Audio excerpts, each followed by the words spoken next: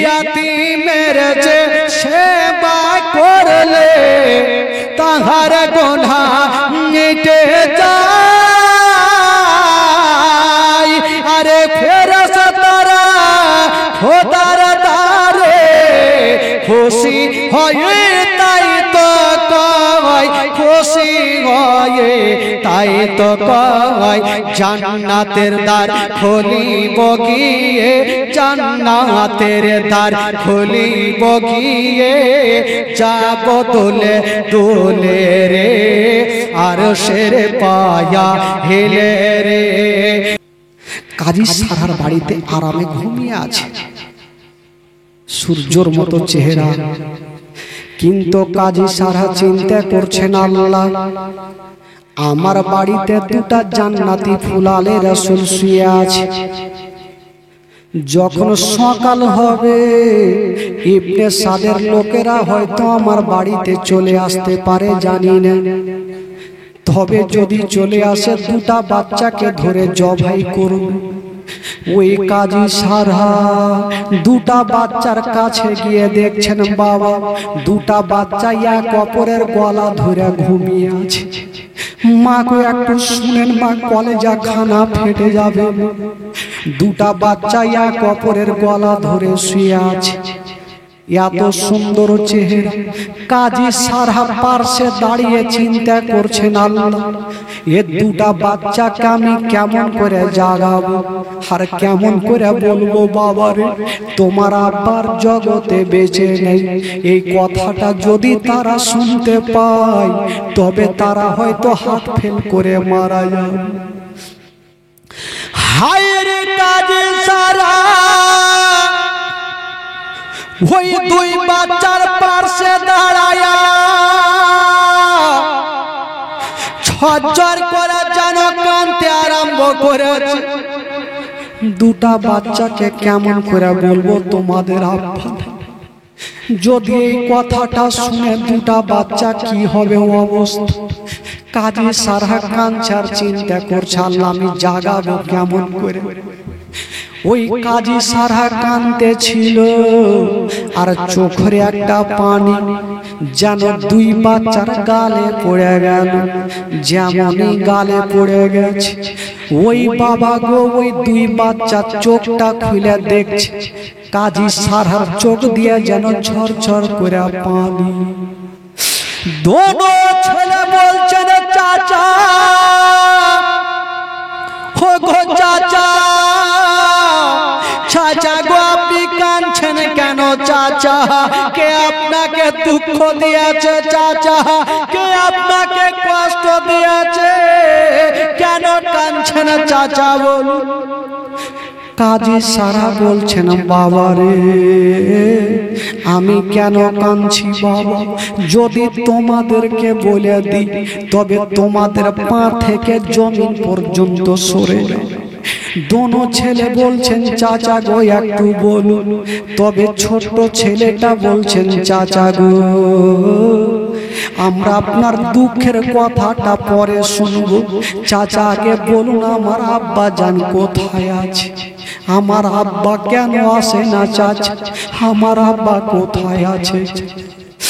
এই কথা যেমনই বলতে নাই, হাই রে কাজী সারা মুখে উত্তর করে না, শুধু চরচর করে কেঁদে যাচ্ছেন বাবা। কাজী সারা মুখে কথা বলতে পারে না। দোনো ছেলে বলছেন, চাচা একটু বলুন চাচা আমার আব্বা জান কোথায়? কাজী সারা কাঁদতে কাঁদতে বলছেন, বাবা রে বাবা তোমরা যাকে আব্বা বলে মনে করেছো তোমার আব্বার জগতে বেঁচে না। কি হয়েছে চাচা?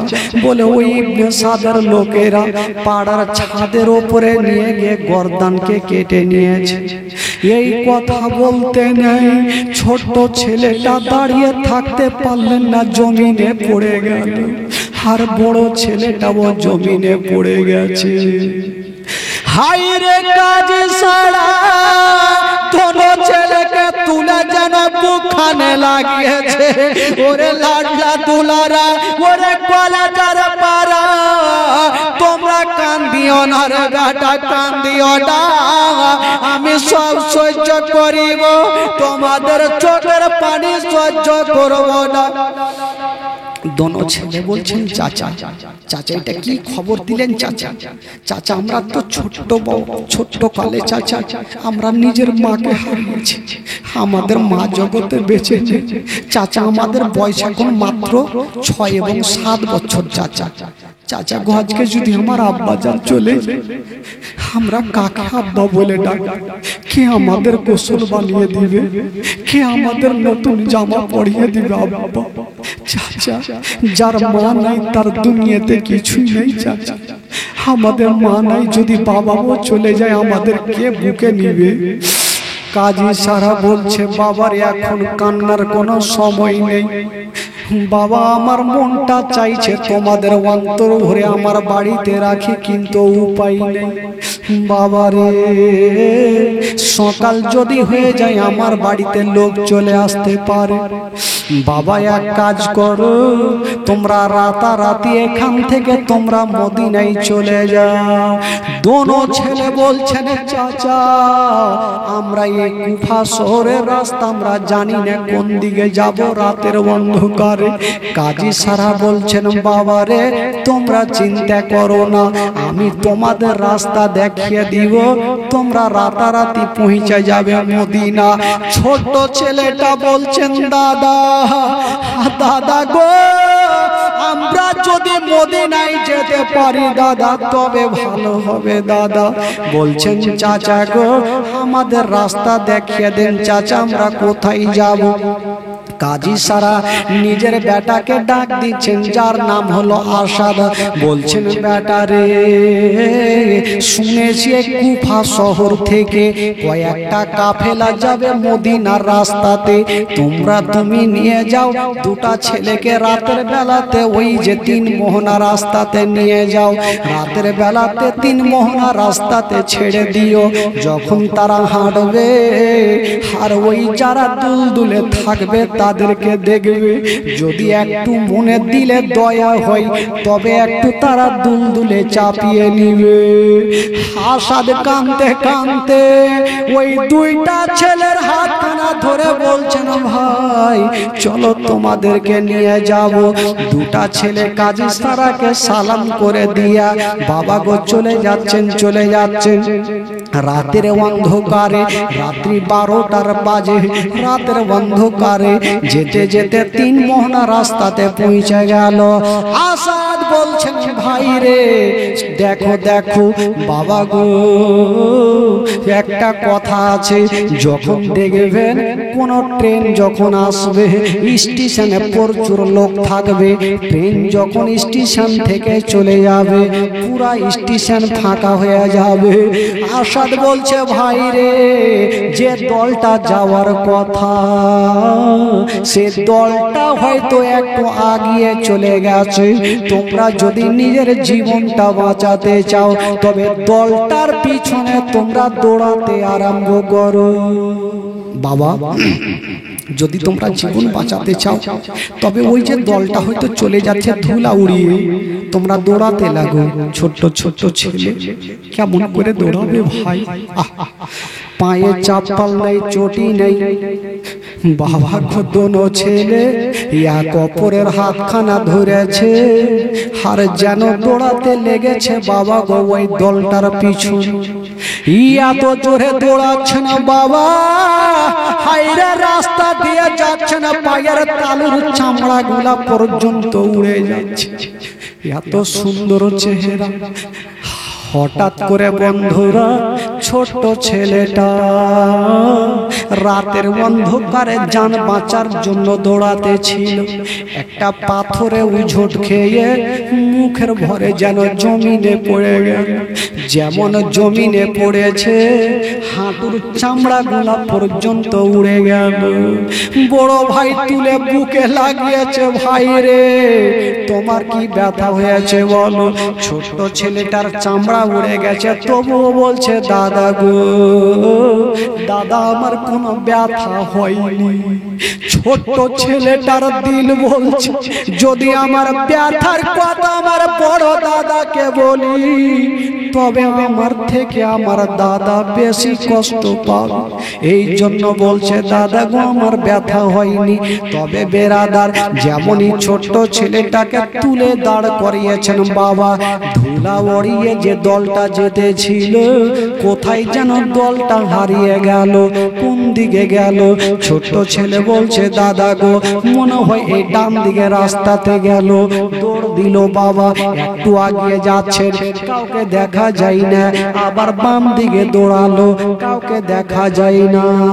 সারা রাত দৌড়িয়েছেন বাবা, সারা রাত দৌড়িয়েছেন, রাস্তা ভুল হয়ে গেছেন। ছোট্ট ছোট্ট ছেলে রাতের অন্ধকারে কোন দিকে যাবে গো, রাস্তা ভুল করে ফেলেছে।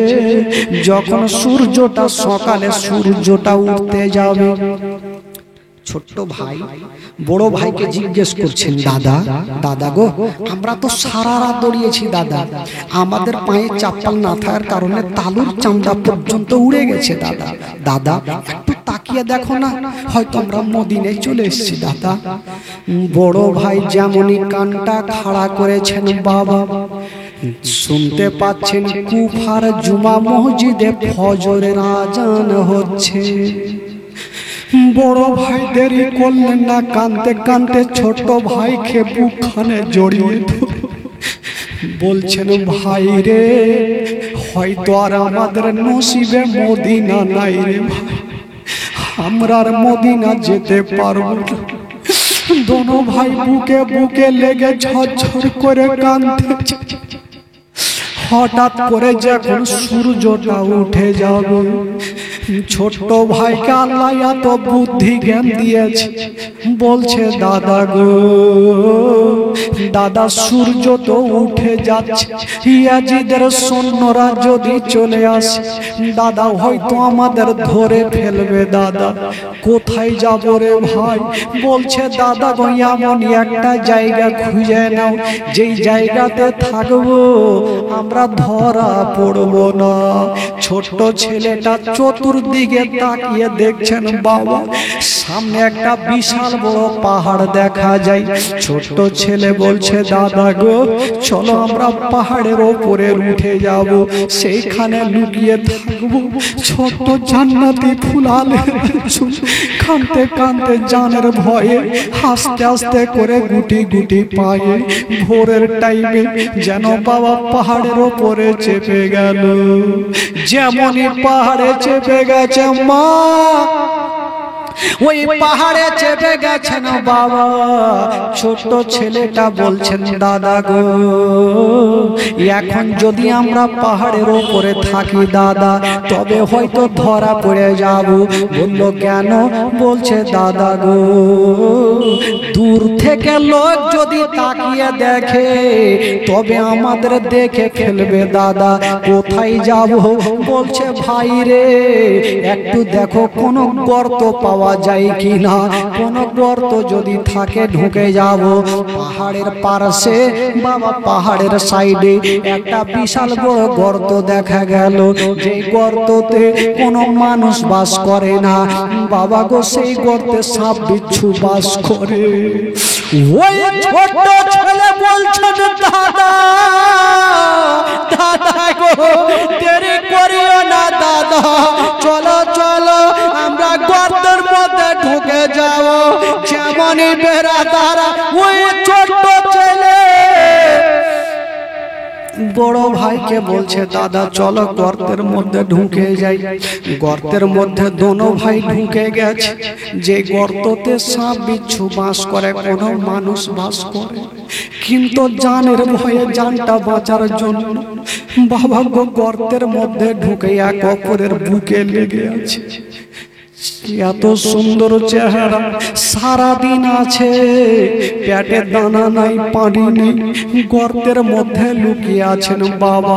সারাদিন থাকলো, যখন সূর্যটা ডুবতে যাবে ছোট্ট ছেলে বলছে দাদা গো দাদা তুমি মাথাটা গর্ত থেকে বের করে দেখো সূর্যটা ডুবেছে কিনা। যেখানে বাঘের ভয় হয় সেইখানে বাঘের ভাইয়ের সঙ্গে দেখা হয়। যেমনই ওই বড় ভাই নিজের মাথা খানা ওই গর্তের মধ্যে থেকে বার করে সূর্যের দিকে দেখতে গেছে, এক দুশ্মন দূর থেকে ওই বড় ছেলেটার মাথা দেখে নিল। যেমনই মাথা দেখেছেন বাবা, ওই দুশ্মন দুরাচার দৌড়িয়ে আসিল, আর বড় ভাইয়ের যেন চুলখানা ধরে নিল, ধরে টান দিচ্ছে। আর গর্ত থেকে ছোট ভাই বড় ভাইয়ের পা ধরে নিচনে টানছে। ছোট ভাই বলছে, দাদা গো দাদা, তুমি কেন আমাকে টানছো উপরে? বড় ভাই বলছে, ছোট ভাই রে, তুমি আমাকে ছেড়ে দাও ভাই, আমি ধরা পড়ে গেছি। তবে ছোট ভাই রে, আমি তোমার বড় দাদা, তোমাকে একটা কথা বলি ভাই, আমি তোমার কথা বলবো না যে তুমি এক গর্তের মধ্যে আছো। ভাই রে, আমাকে যদি নিয়ে যাই চলে যাও ভাই, তুমি থেকে যাও, রাত্রি যখন লাগবে ভাই তুমি মদিনায় চলে যেও। এই কথা বলতে নেই, ছোট ছেলেটা বলছে, দাদা গো, আমরা দুইজন এসেছিলাম আপনার সঙ্গে, দাদা আমি তোমাকে একাই বিপদে ফেলবো না। বড় ভাইকে টেনে উঠিয়ে নিয়েছে গর্ত থেকে, ছোট ভাইকে টানতে হইল না, ও নিজে থেকে গর্ত থেকে উঠে গেল। ওই দুশ্মন দুরাচারের দিলে কোনো দয়া হইল না, ময়া হইল না, কপালে সিল মোহর লাগাচ্ছে। ওই দুশ্মন দুরাচার ওই দোনো ছেলের চুলখানা ধরে গালে গালে তামাচা মারতে লাগলো। মারতে মারতে বললো, চলো চলো, তোমরা কে ইবনে জিয়াদের দরবারে নিয়ে যাব। ছোট ছেলে বলছে, দাদা গো, হয়তো আর আমাদের জীবনটা বাঁচবে না, হয়তো এবার আমাদের দুনিয়া থেকে সরে যেতে হবে। ওই দুশ্মন দুরাচার ওই দোনো বাচ্চাকে টানতে টানতে বাবা গো নিয়ে গেল। যখন রাত্রি বেলাতে ইবনে জিয়াদের কাছে নিয়ে গেল, ইবনে জিয়াদ বলল, এক কাজ কর, রাতের বেলায় তাদের মাথাটা কাটবো না, কি করা যাবে? বলল, যাও দুটা বাচ্চাকে ওই জেলখানাতে ভরে দাও, যে জেলখানাতে উনার বাবা ইমামে মুসলিমকে ভরা হয়েছে, ওই জেলখানাতে ভরে দিল। দোনো ছেলে জেলখানার মধ্যে আছে গো। যখন রাত্রি 12টা, বাবা অনেক লোকজন বাইরে পাহারা দিচ্ছে, সবাই ঘুমাচ্ছে, কিন্তু দোনো ছেলের চোখে ঘুম আসে না। কেমন করে আসবে? সারা দিন দৌড়িয়েছে, পেটে দানা নাই, পানি নেই, পা দিয়ে রক্ত, হাঁটু দিয়ে রক্ত, পিঠের ওপরে পড়েছে, পিঠে রক্ত। দোনো ছেলে জেলের মধ্যে কাঁদছে। হঠাৎ করে ছোট্ট ছেলেটা বড় দাদার হাত ধরে বলছে, দাদা গো দাদা গো, এই জেলের মধ্যে রাত্রি 12টায় একটা কথা বলবো দাদা। বড় ভাই বলছে, ভাই জেলের মধ্যে আছো, তুমি কি বলবে বলো, তাও তোমার কথা একটু শুনি। ছোট ছেলেটা বলছে, দাদা গো, বলতে নাই তবুও বলছি, দাদা গো, আমি যখন রাস্তাতে দৌড়িয়েছিলাম, এতবার পড়েছিলাম, দাদা দেখো আমার হাঁটুর চামড়া উঠে গেছে, দাদা গো, আমার পিঠের চামড়া উঠে গেছে, আমার পায়ের তালুর চামড়া উঠে গেছে, দাদা তোমার কাছে ওষুধ চাইবো না, দাদা কোনো খাবার চাইবো না, দাদা যদি পারো তবে রাত্রি 12টা আমাকে এক পিয়ালা পানি দিয়ে দাও। ওই ছোট্ট ছেলের কথা শুনে বড় ভাই কাঁদতে লাগলো আর বলছে, ভাই রে, তুমি যেইখানে আমি সেইখানে, ভাই তুমি যেইখানে আমি সেইখানে, তোমাকে পানি আমি কোথায় থেকে দিব বলো? ছোট ছেলে বলছেন দাদা গো একটা উপায় আছে দাদা, যারা বাইরে পাহারা দিচ্ছে, যারা শুয়ে আছে, একটু তাদেরকে বলো যদি আমার চেহারা দেখে কাউরি দিলে ময়া তবে অল্প পানি দিবে, আমার হুকুমটা ভিজে গেলে মনটা শান্তি হয়ে যাবে। বড় ভাই বলছে ভাই আমি জানি দিবে না, তবু একবার বলে দেখছি। বড় ছেলেটা ডাক দিচ্ছেন, ও গো চাচা গোড়ারা, যদি পারো গো একটু ঘুম থেকে উঠো, আমার ছোট্ট ভাইয়ের জীবনটা বাঁচবে না। সবাই ঘুমিয়ে আছে, কাউরি ঘুম ভাগে না। কিন্তু বেরাদার ওই জেলের তালাতে জেলের চাবি যার কাছে ছিল, ওই লোকটার দিলে ময়া এসে গেল। ওই লোকটার নাম ছিল মাসকুর। ওই লোকটা একজন আল্লাহওয়ালা। চিন্তা করছেন আল্লাহ যদি আমার বেটা এরকম করে কাঁদতো, আমি কি বাপ দেখতে পারতাম? না, আমার নসিবে যাই হোক না হবে, আমি দোনো বাচ্চাকে আমি পানি দিবই দিব। রাত্রি 12টার টাইমে বাবা গো চাবিটা নিয়া বাবা তালাটা খুলছেন। তালা খোলার পরে দোনো ছেলেকে বুকখানে জড়িয়ে ধরেছে, মনে হচ্ছে বুকখানে ধরেছে। ছোট ছেলেটা বলছেন দাদা আজকে এমন করে একজন আমাদের বুকখানে জড়িয়ে ধরেছে, মনে হচ্ছে আজকে আমার বাপের বুকে লেগে গেছে। বাবা গো ওই মাসকুর বলছে ওরে ছেলেরা চিন্তা করো না, চলো আমি তোমাদের নিজের বাড়ি নিয়ে যাব, তোমাদের পানি পান করাবো, আর কথা দিলাম আমি তোমাদের রাত্রি বেলায় মদিনায় পৌঁছে দিব। দোনো ছেলে বলছেন চাচা গো আপনি যে আমাদের জেল থেকে বার করছেন, চাচা গো সকাল বেলাতে আপনার কি হবে? ওই মাসকুর বলেছিল বাবা রে আমার জানার ভয় নাই, নবী বংশের ছেলে আমার চোখের সামনে কাঁদবে, আমি সহ্য করতে পারবো না, আমার জানের কোনো পারওয়া নেই, কিন্তু আমি সহ্য করব না, তোমাদের দুঃখ দেখতে পারি না। এবার দোনো ছেলে একটু সাহস পেয়ে গেল, হয়তো একটা লোক আমরা মনের মতো পেয়েছি, হয়তো এবার আমরা মদিনায় পৌঁছে যাব। ওই মাসকুর দুটা ছেলেকে এক পা দুই পা করে নিজের বাড়িতে নিয়ে গেল। কথা কেন বলছি বাবা? নিজের বাড়িতে নিয়ে গেল। যেমনই বাড়িতে নিয়ে গেছেন বাবা মাসকুর চিন্তা করলো আমি দেরি করব না, দুটা বাচ্চাকে আগে পানি পান করাবো আর রাত্রে বেলায় মদিনার রাস্তা ধরাবো। যেমনই বেরাদার 2 গিলাস পানি এনে দুটা বাচ্চার সামনে রেখেছে, বাবারে তোমরা পানি পান করো। দুটা বাচ্চা গিলাস খানা হাতে নিয়ে যেমনই মুখে লাগাতে যাবে বাপের কথা স্মরণ হয়ে গেল। ছোট ছেলে বলছে আর দাদা গো যদি আজকে আমার আব্বা জান থাকতো তবে নিজের হাতে পানি পান করতে হইতো না, আমার আব্বা আমাদের পানিটা পান করিয়ে দিত। ওই দোনো ছেলে বাবা গো পানি পান করলেন না, যেন পানি পান করতে পারলেন না, গিলাস খানাকে রেখে দিয়া এক অপরের বুকে জড়িয়ে ধরে যেন হাউমা করে কাঁদতে লাগলো।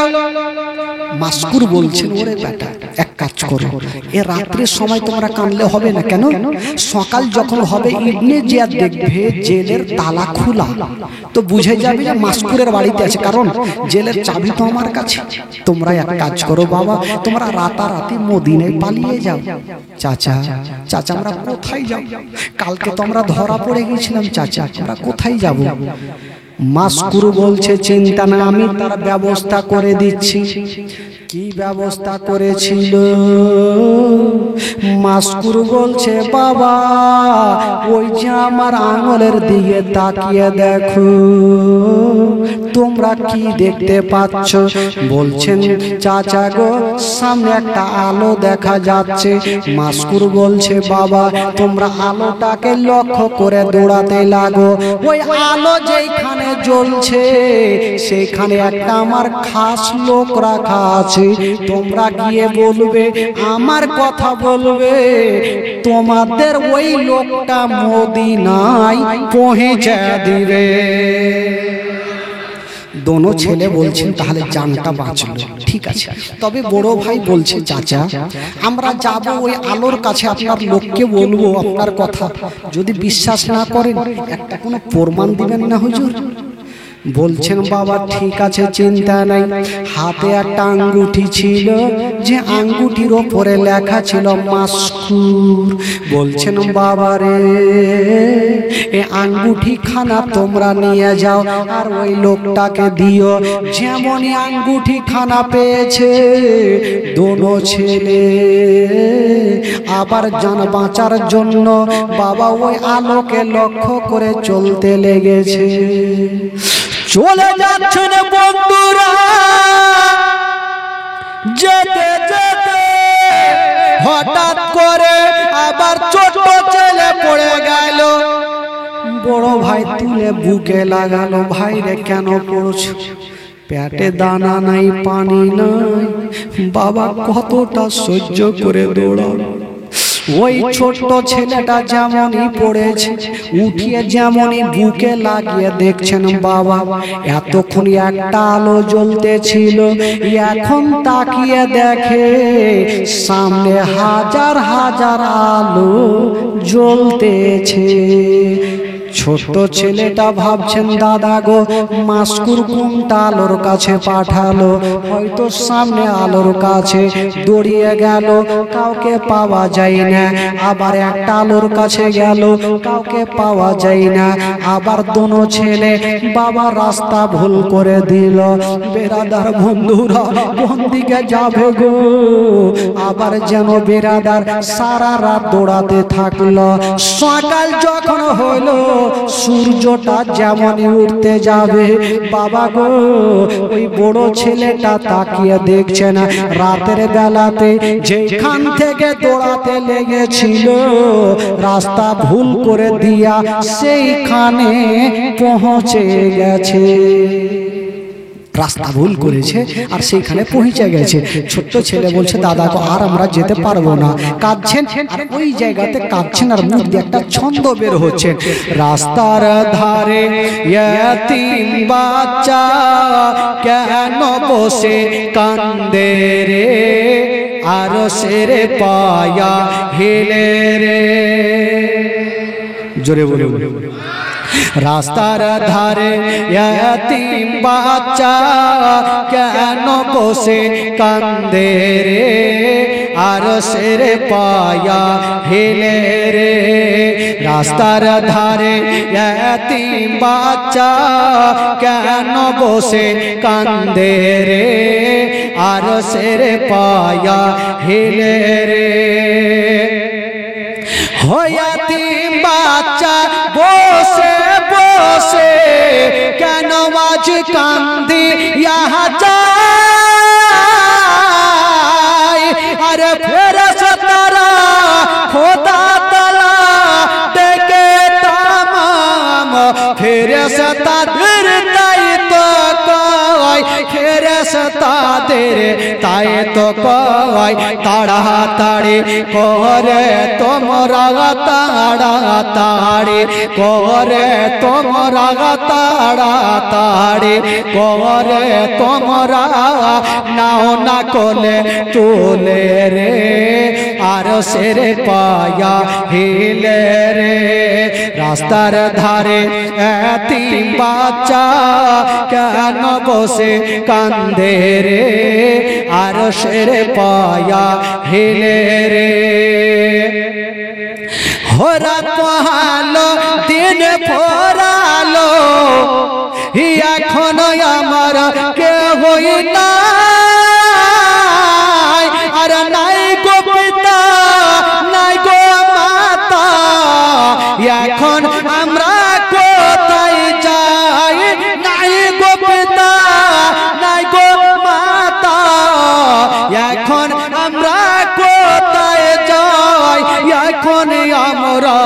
কোথায় যায় নাই গো পিতা নাই গো মাতা থাকতো যদি পিতা মাতা দুঃখ যেতাম ভোলে রে আরশের পায়া হিলে রে রাস্তার ধারে এতিম বাচ্চা কেন বসে কান্দে রে আরশের পায়া হিলে রে রাস্তার ধারে এতিম বাচ্চা কেন বসে কান্দে রে আরশের পায়া হিলে রে ইয়াতীমের যে সেবা করলে তাহার গুনাহ মিটে যায়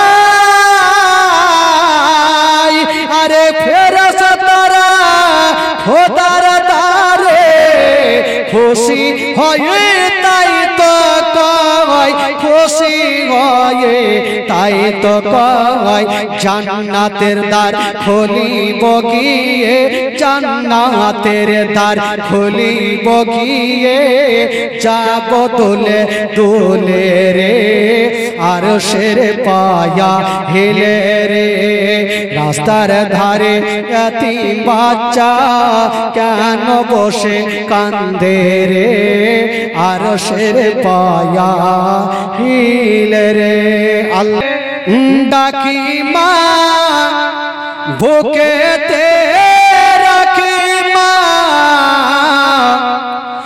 মুখেতে ডাকি মা বুকেতে রাখি মা মাগো তুমি আমার জান কোনো দিন ভুলো না মাগো তুমি আমার জান কোনো দিন ভুলো না মাগো তুমি আমার জান কোনো দিন ভুলো না মুখেতে ডাকি মা বুকেতে রাখি মা মাগো তুমি আমার জান কোনো দিন ভুলো না মাগো তুমি আমার জান কোনো দিন ভুলো না মাগো তুমি আমার জান কোনো দিন ভুলো না 10 মাস 10 দিন গর্ভে তুমি রেখেছিলে শীতের রাতে কত কষ্ট তুমি করেছিলে মাগো তোমার দুধের দেনা কভু শোধ হবে না মাগো তুমি আমার জান কোনো দিন দিলো না মাগো তুমি আমার জান কোনো দিন ভুলো না মুখেতে ডাকি মা বুকেতে রাখি মা মাগো তুমি আমার জান কোনো দিন ভুলো না মাগো তুমি আমার জান কোনো দিন ভুলো না জোরে বলুন আরো জোরে বলুন 10 মাস 10 দিন গর্ভে তুমি ধরেছিলে শীতের রাতে কত কষ্ট তুমি করেছিলে মাগো তোমার দুধের দেনা কভু শোধ হবে না মাগো তুমি আমার জান কোনো দিন বলো না মাগো তুমি আমার জান কোনো দিন ভুলো না মাগো তুমি আমার জান কোনো দিন ভুলো না মাগো তুমি আমার জান কোনো দিন ভুলো না জোরে বলুন সুবহানাল্লাহ আচ্ছা বলুন তো জীবনীটা বলতে বলতে কোথা থেকে ছেড়েছিলাম ভাই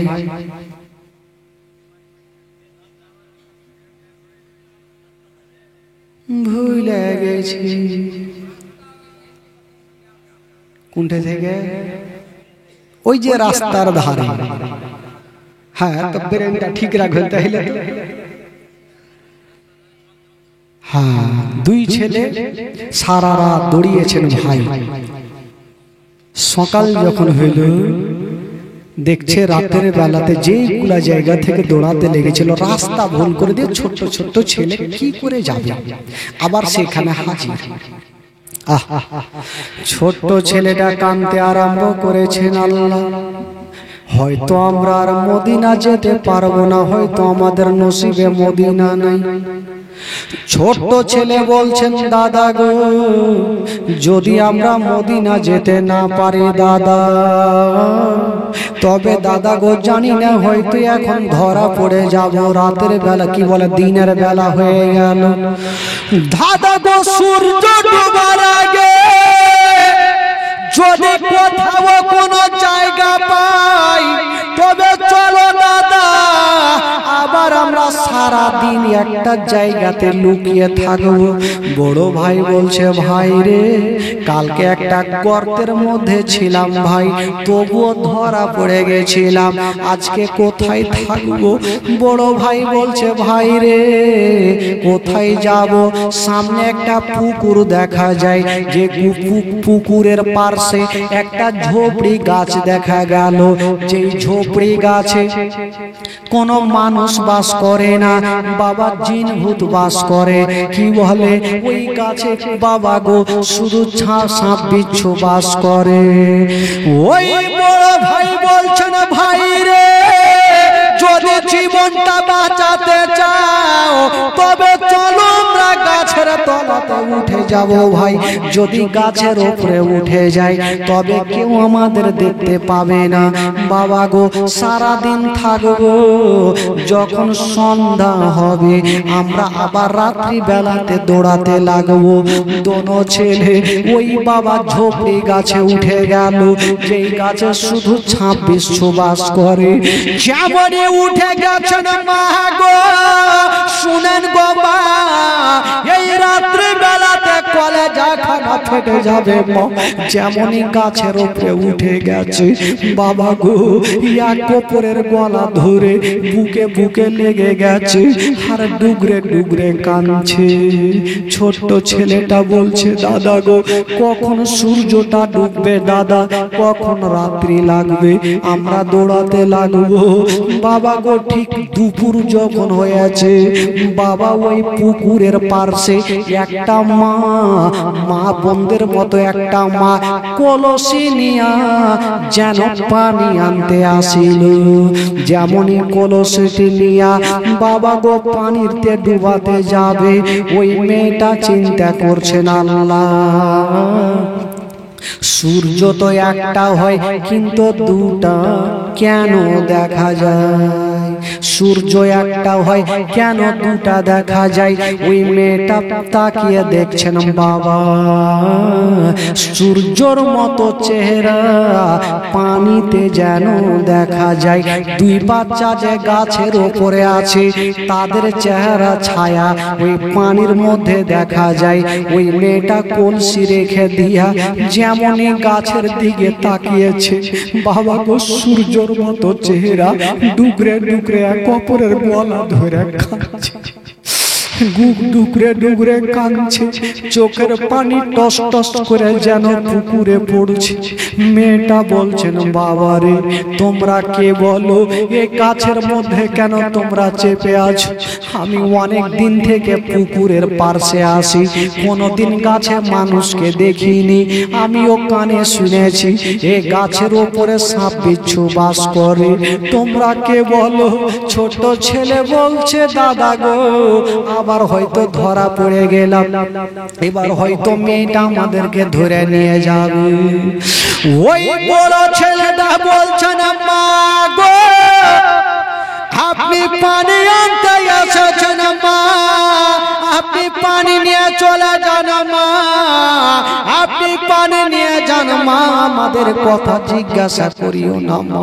মেয়েটা বলছেন বাবা রে, যতক্ষণ তোমরা নিজের পরিচয় খানা দিবে না আমি ততক্ষণ পর্যন্ত বাড়ি যাব না। ওই ছেলেটা বড় ভাই বলছে ওরে ছোট ভাই তুমি গাছের ওপরে থাকো, আমি নিচে যাব।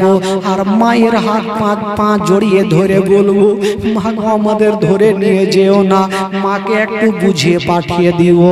যেমনই বড় ভাই নামলো বাবা ওই মেয়েটার পা ধরেছে, মা গো মা হাত জোড় করে বলি মা তোমার পা ধরে বলছি মা আমাদেরকে ধরে নিয়ে যেও না মা। ওই মেয়েটা বলছে না বাবা তোমরা কে একবার বলে দাও। ছোট ছেলেটা নামলো আর বলছেন মা গো আমাদের পরিচয় যদি তোমাকে দিয়ে দিই মা তবে তুমিও আমাদের ধরে নিয়ে চলে যাবে মা। বলছে বাবা একবার বলো। ওই ছোট ছোট ছেলেরা মিথ্যা কথা বললেন না, সত্যি কথা বলছেন।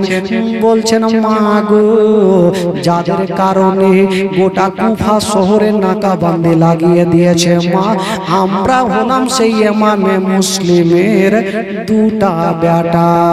যেমন এই কথা বলা ওই মেয়েটা দেরি করলেন না, কলসিকে ফেলে দিয়েছে আর বাচ্চাগুলাকে টেনে বুকে লাগিয়েছে।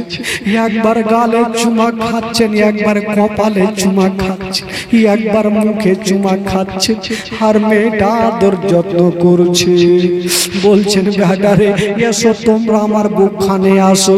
ছোট ছেলেটা ভাবছেন আল্লাহ হয়তো একটা মায়ের মতো আমরা মা পেলাম। ছোট ছেলেটা বলছে না দাদা গো আজকে আমাদের এই মেয়েটা বুকে লাগিয়েছে দাদা, মনে হচ্ছে আমরা মায়ের বুকে লেগে গেছি দাদা, মনে হচ্ছে আমার মা বুকে লাগিয়েছে। কারণ মা ছোট্ট কালে আমাদেরকে ছেড়ে চলে গেছে, আমরা মায়ের ভালোবাসা পাইনি, মায়ের আদর যত্ন পাইনি। আজকে যখন আমাদেরকে বুকে লাগিয়েছে মনে হচ্ছে আমি মায়ের বুকে লেগে গেছি। ওই মেয়েটা বলছেন বাবা তোমরা চিন্তা করো না, চলো তোমাদেরকে নিয়ে যাব আমি নিজের বাড়িতে। ওই বাচ্চাগুলা বলছেন মা গো আমাদেরকে নিয়ে যেও না মা। বলছে বাবা তোমরা চলো, তোমরা যদি আমার বাড়িতে চলে যাও তবে আমার ঘরখানা আলোকিত আলো হয়ে যাবে। জোরে বলুন আরো জোরে। বাবারে আমার ঘরখানা আলো হয়ে যাবে, কারণ তোমরা হচ্ছে নবী বংশের ছেলে, জান্নাতি ফুল আলে রাসূল। চলো তো দুটা বাচ্চা মনে ভাবলো একটা মার মতো মা পেয়েছি, জানটা তো বাঁচবে, চলো তাহলে। ওই মেয়েটা আদর করতে করতে দুটো বাচ্চাকে বাড়ি নিয়ে গেল। সর্বপ্রথম মেয়েটার ইচ্ছা জাগলো মনে, দুটা বাচ্চার গায়ে ধুলা বালি লাগাছে, প্রথম গোসলটা বানিয়ে দিন। কিন্তু জামা পরে আছে মা, ওই মেয়েটা যেমনই জামাটা খুলতে গেছে ছোট্ট বাচ্চা মা বলে কেঁদে গেল। কেন কেঁদে গেছে? জামাটা খুলছে কিন্তু খুলে আসে না। কেন খুলে না? মেয়েটা সঙ্গে সঙ্গে পানি নিয়ে আসিল। বাবা গো কেন খুলে না? ওই যে পাথরে পড়েছে, ধুলাতে পড়েছে, কি বলে ইটের উপরে পড়েছে, আর পিঠে বড় বড় চাকা চাকা ঘা হয়ে গেছে, রক্ততে জামা গুলা লেগে জামা শুকিয়ে গেছে, খুলে আসে না। ওই মা সঙ্গে সঙ্গে এক চুল্লো এক লোটা পানি এনে সুন্দর করে ভিজিয়ে ভিজিয়ে জামাটা খুলেছেন। যেমনই জামাটা খুলেছেন বাবা, ওই মেয়েটা খোদার কসম তাকিয়ে দেখছেন বাবা, তাকিয়ে দেখছেন গোটা দুটা ছেলের পিঠে চাকা চাকা যেন মাংস দেখা যায়। ওই মেয়েটা দেখার পর কাঁদছে, আল্লাহ যদি আমার ছেলের এই অবস্থা হইতো তবে আমি মা কি দেখতে পারতাম। ওই মেয়েটা সুন্দর করে বাবা পরিষ্কার করে দিয়া, ঘাগুলা ভালো করে পরিষ্কার করে দিয়া, ওই মা সুন্দর করে একটা নতুন জামা পরিয়ে দিয়েছেন, আর জামা পরিয়ে দিয়ে পানি দিয়েছেন, খাবার দিয়েছেন। দোনো ছেলে বলছেন, মা গো আমরা খাবার খাবো না মা, আমাদের মদিনা পাঠার ব্যবস্থা করে দেন মা।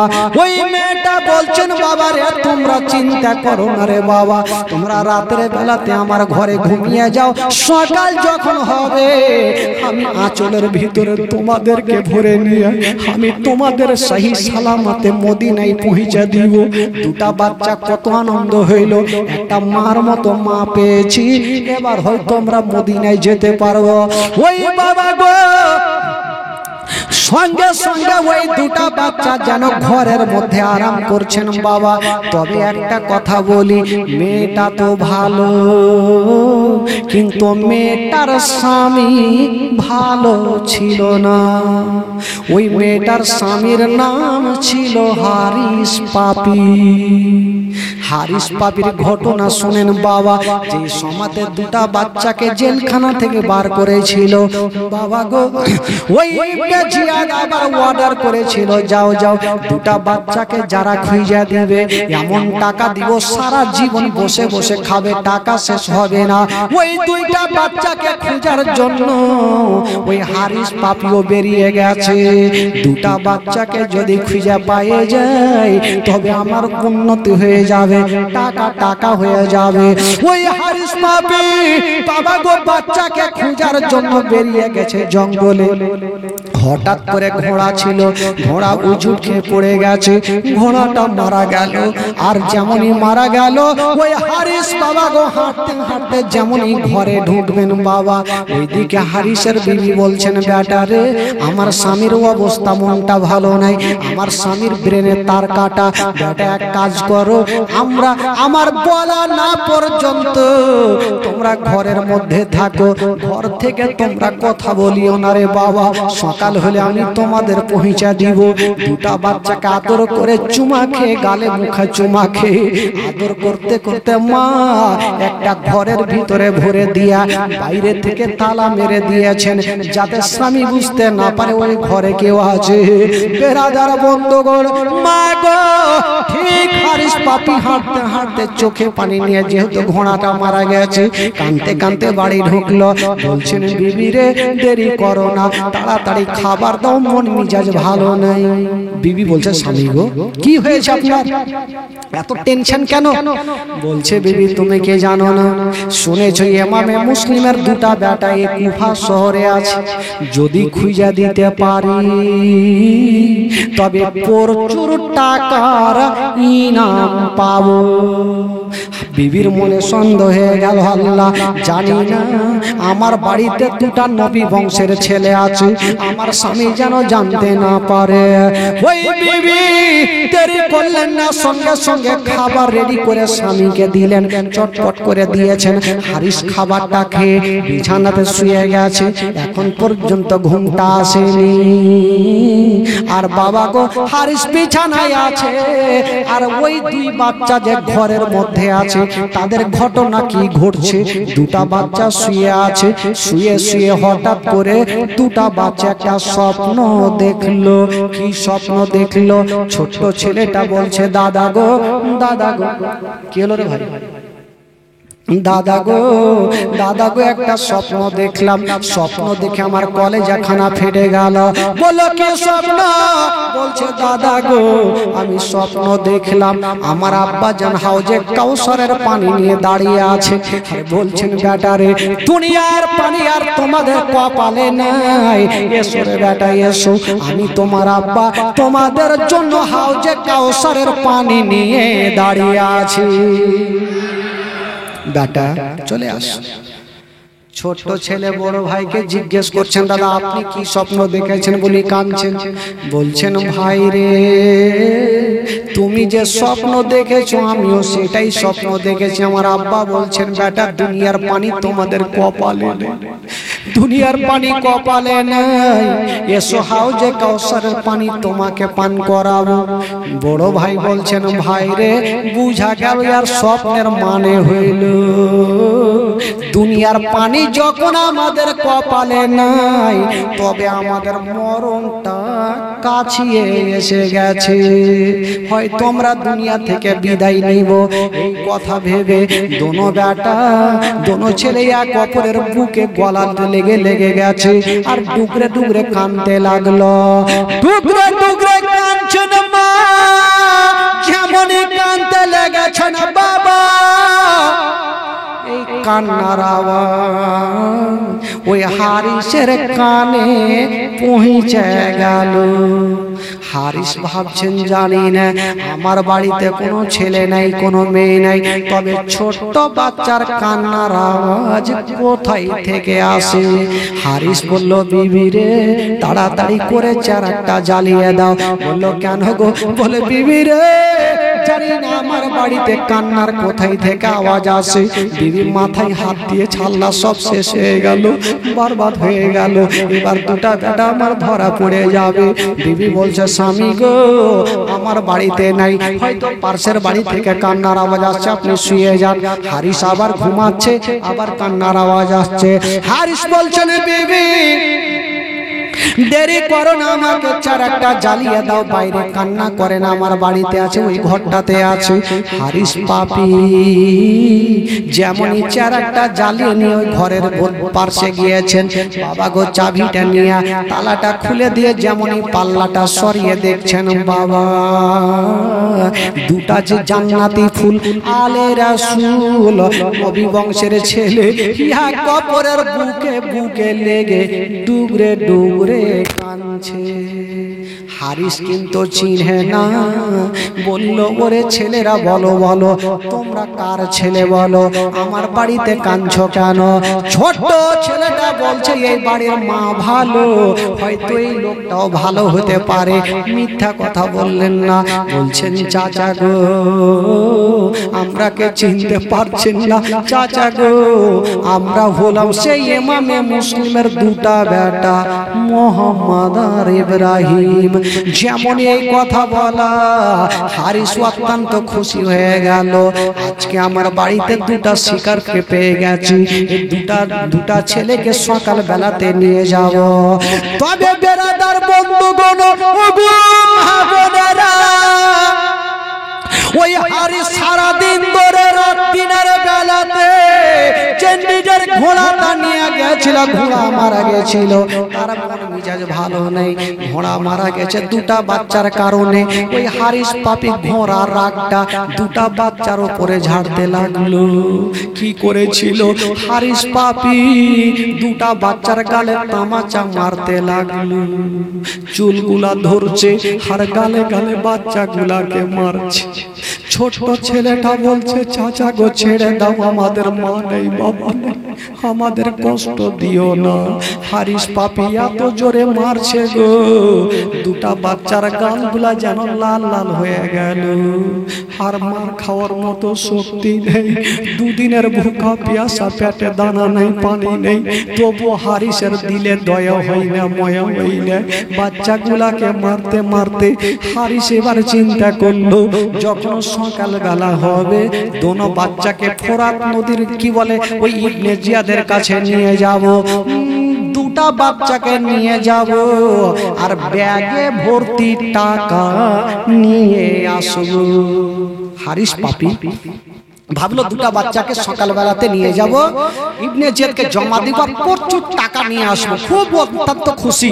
রাতের বেলা তো দুটা বাচ্চা যেন ভাগতে না পারে, চুলগুলা বড় বড় ছিল, দুই বাচ্চার চুলকে একই সঙ্গে টাইট করে বেঁধেছেন আর ঘরের মধ্যে রেখে দিয়ে বাইরে থেকে তালা মেরেছে। কিন্তু বেরাদার বন্ধুরা, যখন সকাল হতে গেল, ওই হারিস সারা রাত ঘুমায়নি, মনের মধ্যে একটা শয়তানি ঢুকে গেল। কি? হারিস চিন্তা করলো, আমি যেমন দুটা বাচ্চাকে খুঁজে বেড়াই, আরো তো লোকজন খুঁজে বেড়াচ্ছে, যদি আমি এই রাস্তা ধরে নিয়ে যাব টাকার জন্য, আর অন্যজন যদি আমার কাছ থেকে কেড়ে নিয়ে চলে যায়, আমি তো টাকা পাবো না, কি করব? হারিসের মনের ধারণা, আমি দুই বাচ্চাকে জিন্দা নিয়ে যাব, ফোরাত নদীর ধারে নিয়ে যাব, আর দুই বাচ্চাকে জবাই করে দুটা মাথাগুলাকে ব্যাগে ভর্তি করে নিয়ে যাব, কেউ জানতে পারবে না। হায় রে হারিস, পাপি তোর দিলে ময়া হইল না, দয়া হইল না।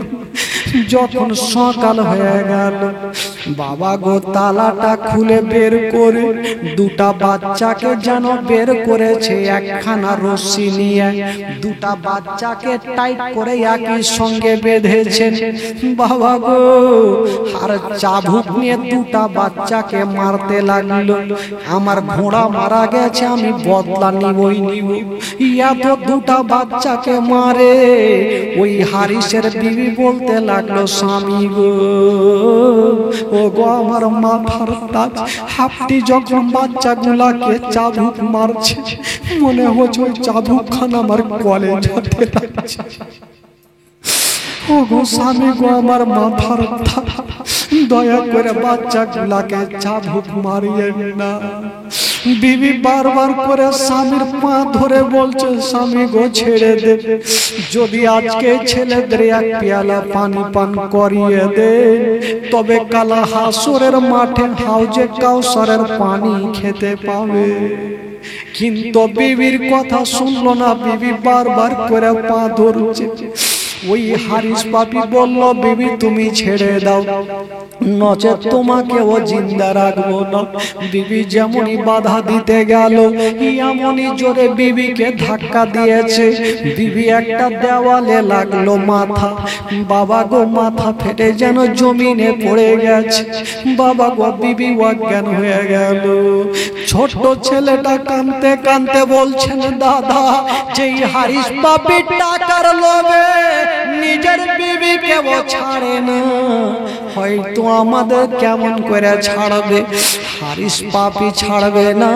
এবার ওই হারিস পাপি দুটা বাচ্চাকে বাবা গো রশিতে বেঁধেছিল, বিবি অজ্ঞান হয়ে থাকলো। আর ওই হারিস পাপি দুলদুলে চেপে গেল, আর দুই বাচ্চাকে টানতে টানতে নিয়ে যাচ্ছে ফোরাত নদীর ধারে। বলুন তো বাবা গো, কাউরি পায়ে রশি বেঁধে যদি এইরকম রাস্তাতে টান দেওয়া যায়, বলুন তাদের দিলখানা কেমন করে থাকবে? এক তো দুটা বাচ্চার সমস্ত চেহারাতে রক্ত হয়ে আছে, সমস্ত পিঠে মাংস হয়ে আছে, আবার টেনে টেনে নিয়ে যাচ্ছে। একই সঙ্গে দোনো ছেলে আছে, কখনো ছোট ছেলে নিচে পড়ে, কখনো বড় ছেলে নিচে পড়ে, কিন্তু চলে যাচ্ছেন বাবা টানতে টানতে ফোরাত নদীর ধারে নিয়ে গেল। দুটা ছেলে অজ্ঞান হয়ে গেছে, মুখে কথা নেই। হারিস পাপি গুম করে বাবা গো দুলদুল থেকে ফেলে দিয়েছেন। যেমনই ফেলেছেন মা, ছোট্ট ছেলেটা চোখটা খুলে দেখছেন, আল্লাহ গো কি হইল, কোথায় আমরা আছি? ওই ছোট্ট ছেলেটা বড় ভাইকে উঠালো, দুটা ভাই উঠে গেছে। হারিস বলল, ওরে ছেলেরা, এবার তোমরা মরার জন্য তৈরি হয়ে যাও।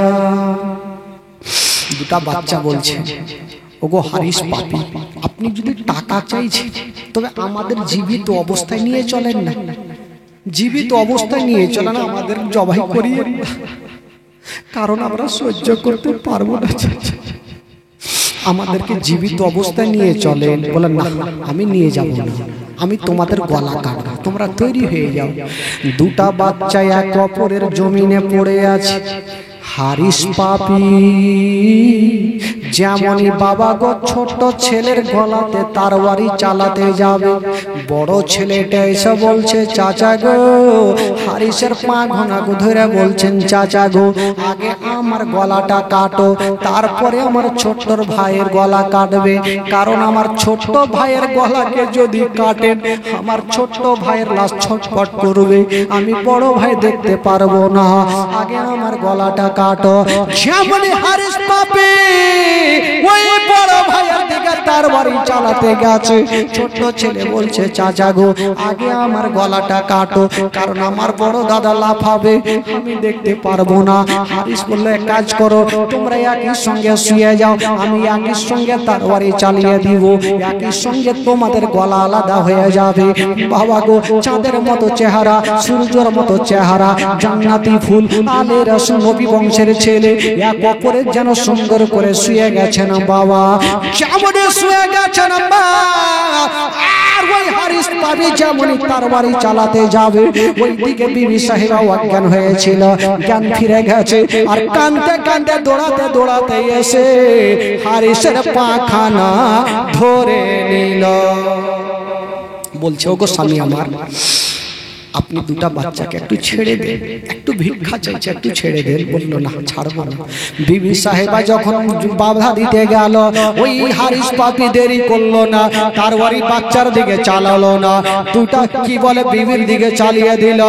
এত জোরে চালিয়ে দিয়েছেন মা, বিবির গলাতে পড়ে গেল, একদিকে মাথা গেল, একদিকে বডি গেল, মাথা একদিকে লাফাচ্ছে, বডি একদিকে লাফাচ্ছে। ও সোনামানিকেরা, ওই বিবির মাথা লাফাচ্ছে একদিকে, আর বাবা গো বডি লাফাচ্ছে একদিকে। ছোট্ট ছোট্ট ছেলে জান্নাতে ফুলালে রাসূল, ছোট্ট ছেলেটা বলছে দাদা গো যে হারিস পাপি টাকার লোভে বিবিকেও ছাড়লো না, আমাদের কেমন করে ছাড়বে, আমাদের কোনো মতে ছাড়বে না। দুটা বাচ্চা শুয়ে আছে, আর বললো বলে ছেলেরা এবার তোমরা মরার জন্য তৈরি হয়ে যাও। দুটা ছেলে শুয়ে আছে, হারিস পাপি যেমনই তরবারি চালাতে যাবে, ছোট্ট ছেলেটা বলছেন চাচা গো একটু দাঁড়ান, আপনি তো তরবারি চালিয়ে দিবেন, আমাদের 2 মিনিট সময় দেন, একটু আমরা ভাই ভাই একটু আলোচনা করব। কি আলোচনা করেছিল সেদিন ভাই? ছোট্ট ছেলেটা বলছেন দাদা গো সর্বপ্রথম বলি দাদা তুমি আমাকে ক্ষমা করে দাও। বলছে কেন রে ভাই, তুমি আবার কি অন্যায় করেছো? ছোট্ট ছেলেটা বলছেন দাদা গো যখন আমাদের রশ্মিতে বেঁধে নিয়ে আসতেছিল দাদা, কখনো তুমি তলে ছিলে দাদা, আমি তোমার ওপরে ছিলাম দাদা, এটা বেয়াদব হয়ে গেছে, তুমি আমাকে ক্ষমা করে দাও। বড় ছেলেটা কাঁদতে কাঁদতে বলছে ভাই রে তুমি যদি পারো আমাকে ক্ষমা করে দাও, আমি একটা বিশাল বড় অন্যায় করেছি। বলল দাদা কি অন্যায় করেছো? বড় ভাই বলছে ভাই রে জেলের মধ্যে তুমি আমার কাছে পানি চেয়েছিলাম, আমি তোমাকে পানি দিতে পারিনি, ভাই তুমি আমাকে ক্ষমা করে দাও। ভেড়াদার ভাই ভাইয়ের কাছে ক্ষমা চাইছে গো। একটা পাথরে যদি ছেলেদেরকে দেখে তবে পাথর পর্যন্ত গইলা যাবে, কিন্তু ওই হারিস পাপের দিলে রহম আসে না। বাবা গো বলছে তৈরি হয়ে যাও। ছোট ছেলেটা বলছে দাদা গো ওই যে তরবারি খানা যখন গলাতে পড়বে দাদা কতটা ব্যথা লাগবে। বড় ভাই বলছে ভাই রে কথা দিলাম ভাই আমাদের একটুও ব্যথা লাগবে না। বলল কেন? বলছে আমার ছোট ভাই রে তুমি আমার চোখের দিকে দেখো, আমি তোমার চোখের দিকে দেখবো। ভাইরা তুমি আমাকে দেখো, আমি তোমাকে দেখবো। গলাতে তরবারি পড়লো ভাই আমরা বুঝতে পারবো না, তাই করেছিল বাবা। ছোট্ট ছেলে বড় ভাইয়ের গলার চোখে দেখে, আর বড় ভাই ছোট্ট ছেলের চোখে দেখে। হারিস পাপি তৈরি হয়ে গেল, তরবারি খানা এত জোরে চালিয়ে দিল বাবা গো 2 বাচ্চার গলাতে পড়ে গেল। যেমনই গলাতে পড়ে গেছে একদিকে মাথা গেল, একদিকে বডি গেল। সকলে পড়ুন ইন্না লিল্লাহি ওয়া ইন্না ইলাইহি রাজিউন। 2 বাচ্চার বাবা গো বডি লাফাতে থাকলো। হারিস পাপে 2 বাচ্চার চুলগুলার মাথাগুলাকে ধরে ব্যাগে ভর্তি করেছে। হারিসের মনের ধারণা মাথা নিয়ে যাব, মাথা রাখবো, আর ব্যাগে করে প্রচুর টাকা নিয়ে আসবো। মাথা নিয়ে যাচ্ছেন বাবা, কেউ দেখতে পাই না। কি বলে ইবনে জিয়াদের দরবারে গিয়ে বলছেন ওগো ইবনে সাদ দেরি করিও না, যত তাড়াতাড়ি পারো আমাকে টাকা দিয়ে দাও। ইবনে সাদ বলল টাকা? কিসের টাকা? বলে আমি তুমি বলেছো দুটা বাচ্চাকে নিয়ে আসলে টাকা দেবে, তার জন্য দুটা বাচ্চাকে নিয়ে এসেছি। তো ইবনে জিয়াদ বলল ওই দুটা বাচ্চা আমি তো দেখতে পাচ্ছি না। বলে দেখবে কি করে, আগে তুমি থালা নিয়ে আসো। থালা নিয়ে আসা হলো। থালা নিয়ে আসার পরে ওই দুটা বাচ্চার মাথা থালাতে রেখে দিয়েছেন। যেমনই থালাতে রেখেছেন, মা হায়রে নবী বংশের ছেলে এখন পর্যন্ত চোখগুলা খোলা আছে, মনে হচ্ছে চোখ দিয়ে রুহটা বেরিয়ে, মনে হচ্ছে চোখ দিয়ে রুহটা বেরিয়ে গেছে। মা বাবা গো, হারিসের দিলে ময়া হইল না। ইবনে সাদ বলল ওরে হারিস পাপি রে, তোর দিলে কি ময়া হইল না? কারণ আমি ইয়াজিদের সঙ্গে ওয়াদা করেছিলাম দুটা বাচ্চাকে জীবিত অবস্থায় পাঠাবো, তুই কেন মারলি বলো? তুই তো অন্যায় করে ফেলেছিস। হারিস মাথায় হাত দিয়েছে আর বলছে ও গো আমার মালিক, আমি তাহলে বিশাল বড় অন্যায় করেছি, আমার টাকা লাগবে না, আমি চললাম। বললো দাঁড়িয়ে যাও। ইবনে সাদ বললো দাঁড়িয়ে যাও, তুমি যে দুটা বাচ্চাকে মার্ডার করেছো, এবার তোমাকেও মার্ডার করব। বাবা গো, এবার হারিস যে দুটা বাচ্চাকে মেরেছিল, এবার হারিসকেও বাবাকে মারবে। মিটিং বসিয়ে দিল আর বললো শোনো গো, আচ্ছা বলো তোমাদের মধ্যে হারিসের গলাটা কেটা কাটতে পারবে? একটা লোক দাঁড়িয়ে গেল, আশিকে রাসূল দাঁড়িয়ে কে বলছেন ও গো ইবনে সাদ, ওই হারিসকে আমার হাওয়ালায় করে দাও, আমার হাতে দিয়ে দাও, আমি ওই হারিসের মাথা কেটে নিব। বাবা গো, হারিস কাঁদতে লাগলো, গো ইবনে সাদ, ও গো আমার মালিক, আমি ভুল করে ফেলেছি, আমাকে আর মার্ডার করিও না। বাবা গো বললো না, তোমার কথা শোনা হবে না। ওই লোকটা বলল চলো, ওই হারিসকে নিয়ে যাচ্ছেন বাবা কোথায়?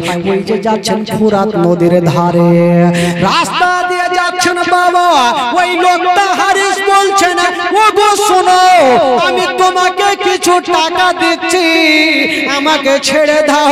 ওই লোকটা বলেছিল আমাকে যদি সোনার পাহাড় পর্যন্ত দিয়ে দাও, তবু আমি তোর মতো দুশ্মনকে ছাড়বো না। জোরে বলুন। আচ্ছা বলুন তো ভাই, হারিসের মাথা কাটলে খুশি হবেন না নারাজ হবেন? খুশি হবেন? মাথা কাটবো না ছেড়ে দিব? মাথা কাটবো না? মাথা যখন কাটবো তো 500 টাকা একজন দেন, না কাটলে বাড়ি যাবো না, মন বিজেছে ভালো করে না। হ্যাঁ, মাথা কাটতে হবে তো 500 টাকা একটা দেন তো ভাই, চট করে দেন। হ্যাঁ মাশাআল্লাহ, এই যে আমার ভাই মাশাআল্লাহ 500 টাকা নিয়ে চলে আসলো ভাই। তো ওই ভাই খালি শুনবে আর কেউ শুনবে না, খালাগে টাকা নেই। হ্যাঁ, কালকে সকালে লাইন লাগিয়ে দিয়ে লক্ষ্মীর ভান্ডারে 1 মাসের টাকা সবাই নিয়ে আসবেন। লক্ষ্মীর ভান্ডার গজল, গড়ি, বিড়ি, বাঁধা গজল, এমন কোনো গজল নেই আমার কাছে আজ নাই, সব বলবো খালা, তবে নিয়ে আসতে হবে। একটা পেয়েছি 500 টাকা, তবে হারিসের মাথা কাটবো আর বাড়ি যেতে হবে। বেরাদার ইসলাম, কি করে হারিসের মাথা কেটেছিল বলবো ইনশাআল্লাহুল আজিজ। আসুন একবার জোরে সোরে দরুদ পাক পড়ুন, আল্লাহুম্মা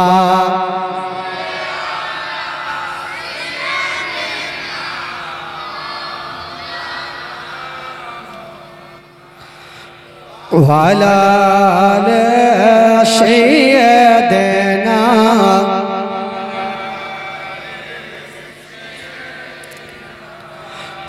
মাওলানা। একবার মোহাব্বতে বলুন তো সুবহানাল্লাহ। গোটা মাজমা 2 হাত তুলে বলুন সুবহানাল্লাহ। জোরে বলুন ইয়া রাসূলুল্লাহ, বলুন ইয়া হাবিবাল্লাহ। মাশাআল্লাহ। এবার হারিসের মাথা কি করে কেটেছিল শুনে নিন। শোনার লাগে চানচান করছে, কেমন করে কেটেছে? বেরাদার ইসলাম মাত্র 2 মিনিটে শুনিয়ে দিই কি করে কেটেছিল। ওই লোকটাকে বলতে লাগলো হারিস পাপী, আমি তোমাকে কিছু টাকা দিচ্ছি, আমাকে ছেড়ে দাও, আমার জানটা রক্ষা করো। ওই আশিকে রাসূল বলেছিল, না, আমাকে যদি সোনার পাহাড় পর্যন্ত দিয়া দাও তবু তোর মতো দুশমনকে ছাড়বো না, কারণ তুই দুটো বাচ্চাকে চিনতে পারলি না, নবী বংশের ছেলেকে চিনতে পারলি না। বাবা গো, টানতে টানতে নিয়ে গেল, ফোরাত নদীর ধারে নিয়ে গেল, গিয়ে দেখছেন বাবা ওই দুটা ছেলের বডিখানা এখন পর্যন্ত আছে। হারিসের বিবির মাথার একদিকে পড়ে আছে, বডি একদিকে পড়ে আছে। ওই আল্লাহওয়ালা বলতে লাগলো, ওরে হারিস পাপী রে, তোর এত টাকার লোভ, নিজের বিবিকেও ছাড়লি না, দুটা বাচ্চাকেও ছাড়লি না, এবার মরার জন্য তৈরি হয়ে যাও। যেমন এই কথা বলা, হাতে ছিল তরবারি খানা, বাবা চালিয়ে দিয়েছেন বন্ধুরা, যেমন চালিয়ে দিয়েছেন বাবা, ডান হাতে পড়ে গেল, যেমনই ডান হাতে পড়ে গেছে, ডান হাতটা কেটে যেন জমিনে পড়ে গেল। হারিস বলছে, ভাই রে, তুমি আমার একটা হাতকে কেটেছো, এবার আমাকে ছেড়ে দাও, আমি একটা হাতে ভিক্ষা করে খাবো। বলে, না, তোর মতো দুশমনকে ছাড়বো না। আবার তরবারি চালিয়ে দিল, আবার বাম হাতে পড়ে গেল, বাম হাতটা কেটে জমিনে পড়ে গেল। হারিস বলছে, না ভাই রে, এবার আমাকে ছেড়ে দাও, আমি গ্রামে গ্রামে ভিক্ষা করবো। বললো, না, তোকে ছাড়বো না। আবার তরবারি চালিয়ে দিল, আবার বাম পায়ে পড়ে গেল। এবার বলতে লাগলো, হারিস পাপী, ভাই রে, আমাকে ছেড়ে দাও, এখন পাঁচে আমাকে ছেড়ে দাও। বলে, না, তোর মতো দুশমনকে ছাড়বো না। আবার তরবারি চালিয়ে দিল, আবার একটা পায়ে পড়ে গেল। বাবা গো, হারিস মুখের ভরে পড়ে গেছে। হারিস বললো, ভাই রে, ছেড়ে দাও। বললো, না, তোকে ছাড়বো না। এত জোরে তরবারি চালিয়ে দিল, বাবা এত জোরে চালিয়ে দিয়েছে না, হারিসের গলাতে পড়ে গেল, একদিকে মাথা চলে গেছে, একদিকে বডি চলে গেছে। বেরাদার বন্ধুরা, ওই আশিকের আসল বেরাদার ওই হারিসের বডি খানাকে নিয়ে বাবা গো, বিশাল বড় নদী ছিল, ওই নদীতে চালিয়ে দিয়েছেন। যেমনই চালিয়ে দিয়েছেন বাবা, পানিতে বডি খানা পড়ে গেছে, কেন কাঁপতে আরম্ভ করেছে। পানি বলছেন, খোদা গো, এ দুশমনের বডিকে আমি পানির মধ্যে রাখবো না, যারা নবী বংশের ছেলেকে চিনলো না, পানি এত জোরে চালিয়েছে, মাটিতে পড়ে গেল।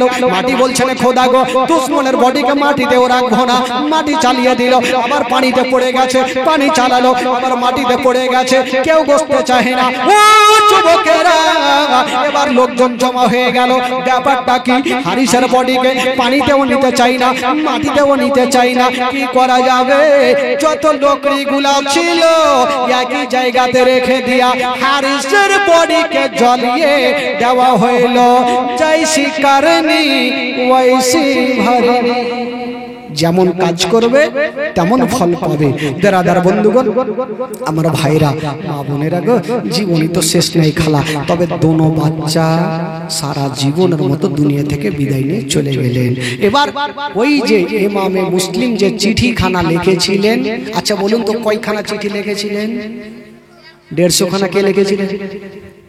কুফাবাসী ইমাম মুসলিম তো একটাই চিঠি লিখেছিলেন। ওই চিঠিখানা ইমাম হোসেনের কাছে পৌঁছে গেছে। ইমাম হোসেন চিঠিখানা পড়ে দেখলেন কুফার মানুষেরা ভালো আছে, গাদ্দার নাই।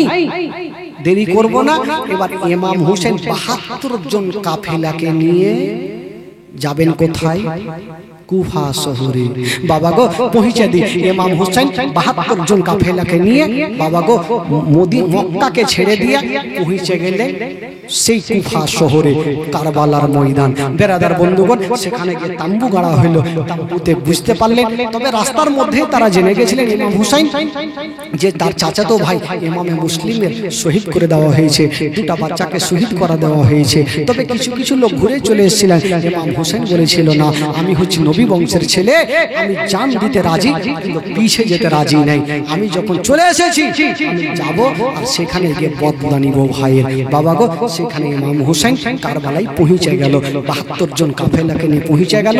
তারপরের ঘটনা কি হবে আবার আগামীকাল শুনতে পাবেন। তবে বেরাদার বন্ধুগণ, বাবাজি, আমার ভাইরা, তবে আসুন দাঁড়িয়ে সালাত ও সালাম পড়ব।